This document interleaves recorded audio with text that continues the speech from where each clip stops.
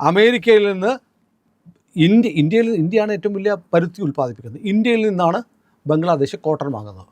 ഈ കോട്ടൺ ഇനി അമേരിക്കയിൽ നിന്ന് വാങ്ങിയാൽ മാത്രമേ ബംഗ്ലാദേശിന് സീറോ താരിഫ് കിട്ടത്തുള്ളൂ. അപ്പോൾ എന്ത് ചെയ്യണം? അമേരിക്കയിൽ കോട്ടണ് ഇന്ത്യയേക്കാൾ 30% വില കൂടുതലാണ്. അപ്പോൾ എന്ത് ചെയ്യണം? 30% കൂടിയ വിലയ്ക്ക് കോട്ടൺ വാങ്ങണം. താരിഫ് ഇല്ല, നമുക്ക് 18%. അപ്പോൾ നമ്മളിവിടെ ഉണ്ടാക്കുന്നുണ്ടേ.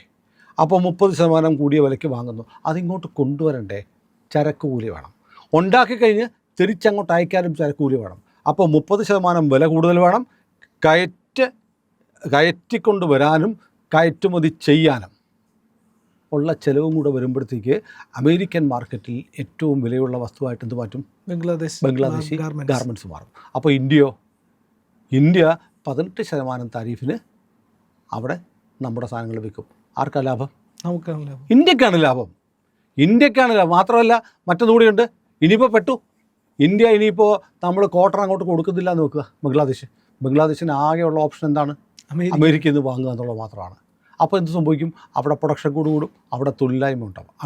ബംഗ്ലാദേശിനെ സംബന്ധിച്ച് അതിമാരകമായ അടിയാണ്, ആത്മഹത്യാപരമായ നീക്കമാണ്. ഇനി ഉണ്ടാക്കിക്കഴിഞ്ഞാൽ ഇത് കയറ്റി അയക്കുന്നത് എങ്ങനെയാണ്?